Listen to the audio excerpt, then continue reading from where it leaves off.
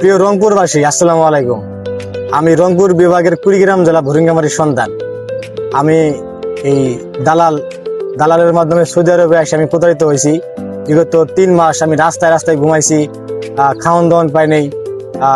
এই আমার দালালত আছে, আমার এলাকার দালালত আছে মিলন, সেই ভুরিঙ্গামারি উপজেলার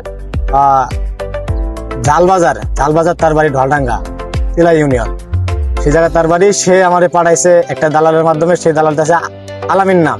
এই যে তার ভিজিটিং কার্ড, এটা তো তার ঠিকানা। এ বনানী সৈনিক ক্লাব কাকরাল, ওইখানে তার হচ্ছে অফিস।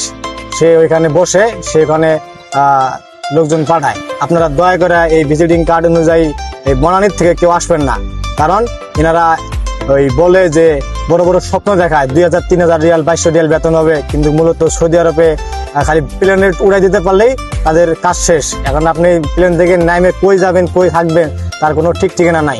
আপনারা দয়া করে বনানী সৈনিক ক্লাব, এই আলামিন, এই অফিস থেকে আপনারা কেউ কোনো ভিসা প্রসেসিং করবেন না। প্লাস ইনার মাধ্যমে কেউ সৌদি আরবে আসবেন না। ইনি হচ্ছে একটা বাটপার চিটার।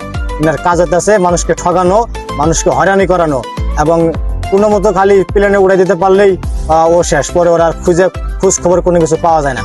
তাই আমি আপনাদের সেই রংপুর বিভাগ কুড়িগ্রাম জেলার সন্ধান হিসেবে আমি আপনাদের কাছে অনুরোধ করি, আপনারা দয়া করে বনানী সৈনিক ক্লাব এই অফিস থেকে আপনারা কেউ দয়া করে এই সৌদি আরবের মাটিতে আসবেন না। আপনাদের যদি নিজস্ব কোনো লোক থাকে, তার মাধ্যমে যোগাযোগ করে সৌদি আরবে আসবেন, কারণ সৌদির অবস্থা ভালো না। সৌদিতে কোনো কাজ কাম নাই, কোনো কিছু নাই। আমি অনেক প্রতারিত হয়েছি। আমি অনেক রাত্রে রাস্তায় থাকছি, অনেক রাত্রে খাই নেই, কোনো কিছু করি নাই।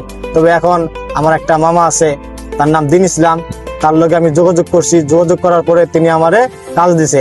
বিগত 3 মাস পরে আমি এখন ইনশাআল্লাহ নগদ কাফলা আমার তলব দিয়ে কাজে লাগাইছে। আমি সবকিছু হয়ে গেছে। আপনারা দোয়া করবেন। আমি কালকে কি পরশু দিন থেকে আমার ডিউটি স্টার্ট হবে। আসসালামু আলাইকুম।